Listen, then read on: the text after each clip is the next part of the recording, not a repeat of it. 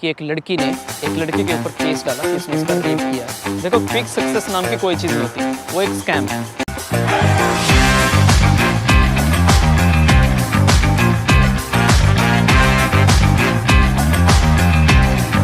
Hello दोस्तों, welcome to the new video, जिसमें मैं बताऊंगा पीआर लेने का सबसे आसान तरीका लेकिन सबसे ख़राब भी। तो बिना कोई टाइम ख़राब किए लेट्स गेट स्टार्टेड। और अगर एक लाइन में बताऊं तो इसका आंसर है ऑस्ट्रेलियन सिटीज़न से शादी करना। अब अगर तुम यहाँ आके किसी सिटीज़न को फंसा लेते हो और उससे 2 साल बाद शादी कर लेते हो, क्योंकि भाई शादी करने के लिए तुम्हें अपना रिलेशनशिप 2 साल पुराना दिखाना ही पड़ता है, अदरवाइज़ शादी नहीं कर पाते। पहली तो बात कि यहाँ पर ऑस्ट्रेलियन लड़कियाँ ब्राउन लड़कों को पसंद ही नहीं करती हैं, क्योंकि बहुत पहले स्टार्टिंग में हुआ था कि यहाँ पे इंडिया से, पाकिस्तान या नेपाल से लड़के आते थे, ऑस्ट्रेलियन लड़की से शादी करते थे और पीआर लेने के बाद छोड़ देते थे। इसलिए ऑस्ट्रेलियन लड़कियाँ ब्राउन लड़कों को पसंद ही नहीं करती हैं और उनके साथ रिलेशन में आना तो बहुत मुश्किल बात है। लेकिन मुझे तुम पे विश्वास है, तुम पटा लोगे। हाँ, तो अगर तुमने जैसे तैसे करके 2 साल तक अपना रिलेशनशिप चला लिया, फिर उसके बाद शादी की, और शादी करने के बाद तुम्हें अराउंड 3.5 से 4 साल लग जाते हैं पीआर मिलने में। ये तुम गूगल भी कर सकते हो, गूगल पे भी लिखा हुआ है। सुनने में काफ़ी ईजी है ना?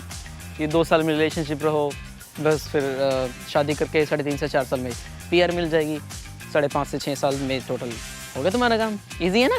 नहीं, सबसे घटिया तरीका है भाई ये पीआर लेने का, क्योंकि इन सालों में ऑस्ट्रेलियन लड़की जो तुम्हें पेलेगी, ची नानी याद दिला देगी तुम्हें अपनी नानी।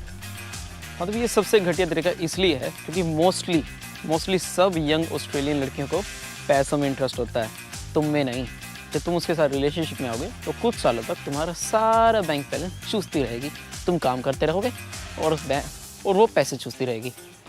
ये रियल है भाई, क्योंकि तुम यहाँ पर आके पटाओगे 36 फिगर वाली, और उसके नखरे और खर्चे बहुत होंगे। एक रियल इंसिडेंट शेयर करता हूँ। एक मेरा दोस्त है, उसका नाम नहीं बता सकता, कोल्स में काम करता है। उसने एक पटाई हुई है ऐसे, वो स्टूडेंट है, वो बेचारा बहुत मेहनत करके 2-3 जॉब्स करके इतने सारे पैसे कमाता है, और उसकी गर्लफ्रेंड हफ्ते में $1500 से $2000 खर्च कर देती है शॉपिंग पे। वो कुछ नहीं करती, बस घर पे बैठती है, शॉपिंग करती है, रेस्ट करती है, बस। और वो बेचारा कुछ कर भी नहीं सकता है क्योंकि उसे भी पीआर चाहिए। लेकिन इसका भी सोल्यूशन है कि अगर तुम्हें सच्चा प्यार करने वाली ऑस्ट्रेलियन लड़की चाहिए तो कैसे ढूंढनी है, और बाद में बताऊंगा वीडियो के आखिर में। उससे पहले कुछ और बातें शेयर कर लेता हूँ तुमसे। अभी कुछ टाइम पहले एक न्यूज़ आई थी कि एक लड़की ने एक लड़के के ऊपर केस डाला कि उसने उसका रेप किया है, और वो बंदा अरेस्ट भी हो गया। फिर जब पुलिस ने पूरी छानबीन की कि भी क्या कुछ हुआ, कैसे हुआ, सब कुछ हुआ, तो बाद में पता चला कि वो लड़का तो क्लब में आराम से बैठ के ड्रिंक ले रहा था, पी रहा था, बियर शिगर वगैरह। वो लड़की खुद उसके पास गई नशे में, उससे बातें की थोड़ी देर, फिर किस विस हुआ और उसे लेके घर चली गई। फिर उन दोनों के बीच में सब कुछ हुआ, और फिर सुबह जब वो लड़की उठ नहीं रही थी, क्योंकि उसने बहुत ज़्यादा अल्कोहल पिया हुआ था लास्ट नाइट, एक रात पहले यानी, सुबह जब वो बिल्कुल भी नहीं उठी, उसकी फ्रेंड्स ने एम्बुलेंस बुलाई, हॉस्पिटल एडमिट हुई, और फिर उस लड़की ने उस इंडियन लड़के पे केस कर दिया कि इसने मेरा रेप किया। लेकिन भाई सिर्फ क्लब की फुटेज ने उस लड़के को बचा लिया। उस लड़के ने अपने इंटरव्यू में भी कहा था कि भाई क्लब की फुटेज नहीं होती तो मैं तो पूरा तबाही हो जाता। क्लब की फुटेज में साफ दिख रहा था कि लड़की ने अप्रोच किया था, वो तो आराम से बैठा अपने काम से काम रख रहा था। और सिर्फ यही एक इंसिडेंट नहीं है भाई कि ऐसा हुआ हो कुछ कि लड़की ने फॉल्स रेप केस डाल दिया हो किसी लड़के पे। ऐसे बहुत से केसेस हुए हैं पहले भी। जैसे तुम अगर गूगल पे सर्च करोगे कि लड़की ने ऊबर ईट्स वाले या ऊबर टैक्सी वाले पे केस कर दिया और उस पर रेप चार्जेस लगाए, जो कि ऑब्वियसली फेक होते हैं मोस्ट ऑफ द टाइम्स, क्योंकि उन्हें पता है कि अगर वो केस करेंगे तो वो केस सिर्फ ऊबर ड्राइवर या ऊबर टैक्सी वाले पे नहीं होगा, वो केस होगा ऊबर पे, ऑन द कंपनी। फिर ऑब्वियसली ऊबर तो केस हारेगी ही, क्योंकि उस लड़की ने अपनी मर्जी से सब कुछ करने के बाद फॉल्स रेप केस लगा देती है, और केस जीतने के बाद उन्हें मिलियंस ऑफ डॉलर्स मिलते हैं कंपनसेशन में। तो भाई ऑस्ट्रेलियन लड़की तो पैसों के लिए कुछ भी कर सकती है, तो भाई इन झंझटों में मत पड़ना। और लेकिन अगर तुम्हें पढ़ना भी है तो उसका सोल्यूशन बता देता हूँ। देखो, पहली तो बात, अगर तुम्हें ऑस्ट्रेलियन लड़की पटाकर ही पीआर लेनी है तो कोई 30 से ऊपर की पटाओ। मोस्ट ऑफ द टाइम्स 30 के बाद लड़कियाँ सच्चा प्यार ढूंढना शुरू कर देती हैं, उन्हें पैसों से मतलब नहीं होता फिर, क्योंकि 30 के बाद उनकी हालत ये होती है। Why, God, why? We had a deal. Let the others grow old, not me. ये सच है भाई, 30 एज होने के बाद सभी लड़कियां या लड़के यहाँ पे यही सोचते हैं कि उन्होंने लाइफ में कुछ अचीव नहीं किया, उनके पास पार्टनर नहीं है, एक अच्छी जॉब नहीं है, या ये सब नहीं है, तो वो एक एक्चुअल में बढ़िया पार्टनर ढूंढना शुरू कर देती हैं। और अगर तुम्हें यंग ही पटानी है, ऑस्ट्रेलियन सिटीजन जो तुम्हारे साथ पूरी लॉयल रहे, तुम्हारा साथ दे, 36, 24, 36 पे मत जाओ, 38 पे जाओ, क्योंकि वो सच में प्यार की भूखी होती हैं और उन्हें कोई सच्चा प्यार करने वाला मिलता नहीं है। और वो तुम समझ गए हो कि क्यों। और भाई प्लीज़ फिलोसफी झाड़ना बंद करना। तो कमेंट सेक्शन में ये मत लिखना कि गौरव भाई चेहरे से कुछ नहीं होता, इनर ब्यूटी होता है जो कुछ होता है। If you are ugly, you are ugly.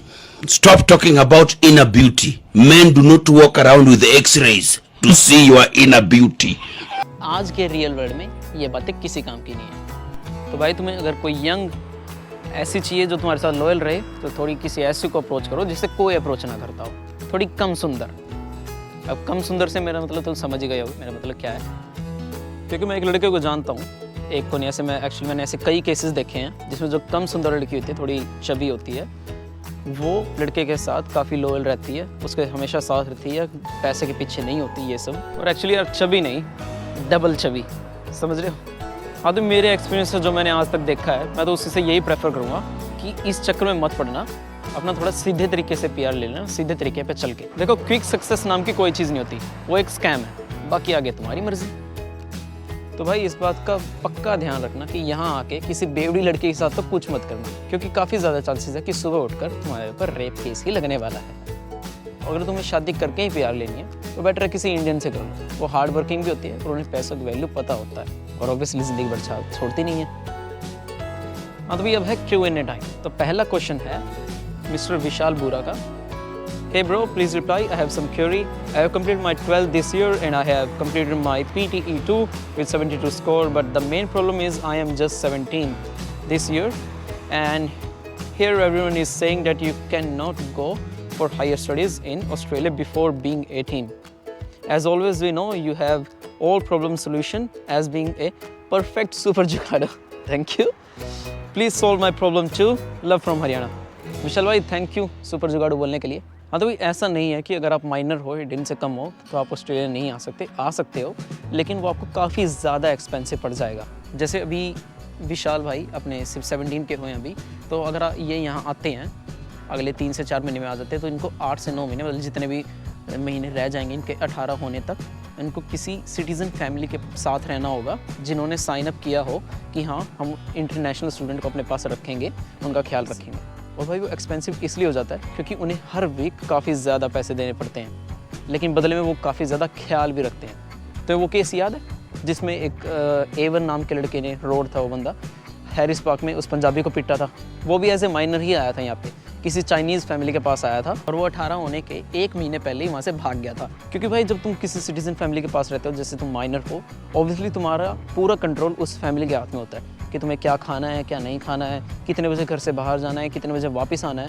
बहुत सारी रेस्ट्रिक्शंस होती हैं ऑब्वियसली, और काम करना भी ज़्यादा अलाउड नहीं होता। और एक माइनर को पे रेट भी काफ़ी कम मिलता है। जैसे मैकडोनल्ड वगैरह में तुमने देखा ही होगा कि बहुत छोटे छोटे बच्चों को काम पे लगाते हैं, वो इसलिए लगाते हैं क्योंकि उनको पे रेट काफ़ी कम देना पड़ता है। लेकिन भाई तुम जिस फैमिली के पास यहाँ पे आओगे एज ए माइनर, वो तुम्हारा बहुत अच्छे से ख्याल रखती है। मैं A1 के साथ भी रहा हूँ काफ़ी टाइम पहले, वो हैरिस पार्क वाले बंदे से पंजाबी को पिटा था एक, वो बताता था हमें कि वहाँ पे वो चाइनीज़ लड़की, चाइनीज़ मदर जो भी थी, वो उसे अपने हाथों से सेब खिलाती थी। भाई बहुत ख्याल रखते हैं, बहुत ज़्यादा। पर वही है भाई सुपर एक्सपेंसिव, बहुत ज़्यादा एक्सपेंसिव पड़ जाएगा। मुझे एग्जैक्ट नहीं पता कि भी कितना खर्चा आता है, पर हाँ एक्सपेंसिव होता है। हाँ तो भाई अगला क्वेश्चन है मिस्टर असाद डोगर का। भाई ने पूछा, ब्रो आपका ख्याल में कौन बेस्ट है, डोरडैश, मैनीलॉग, ऊबर या मैनीलॉग डिलीवरी या ऊबर? भाई काफ़ी बढ़िया क्वेश्चन किया आपने वैसे ही मुझसे। एक्चुअली इस पर मैं एक अलग से वीडियो बनाऊंगा, लेकिन आपके साथ एक क्विक इंसिडेंट शेयर कर देता हूँ और एक शॉर्ट सा आंसर। भाई सबसे बढ़िया ऐप है डोरडैश, और वो क्यों है, उसका क्विक इंसिडेंट ये है कि जैसे मैं एक रेस्टोरेंट पे गया था ऑर्डर उठाने, और मैं थोड़ा लेट हो गया था। लेट भी इसलिए होता क्योंकि प्रीवियस ऑर्डर मुझे काफ़ी लेट मिला, तो ऑब्वियसली नेक्स्ट ऑर्डर में लेट ही पहुँचूंगा। तो जब मैं नेक्स्ट रेस्टोरेंट पे ऑर्डर उठाने गया, रेस्टोरेंट वाले ने मुझे थोड़ी सी गालियाँ दी, बोला get the fuck out of here, I don't trust you, you came very late, I am not gonna give you the order. उसने मुझे इतना बोलते ही get the fuck out of here, मैं वहाँ से चला गया और मैंने डोरडैश वालों को फ़ोन किया कि भाई इस रेस्टोरेंट वाले ने मुझे गालियाँ दी हैं, मेरे साथ बिहेवियर अच्छा नहीं किया, मुझे इसने इंसल्ट किया सबके सामने। भाई डोरडैश ने इस मैटर को बहुत ज़्यादा सीरियस लिया। अगर मुझे मेल मिली मैं तुम्हें दिखाऊंगा।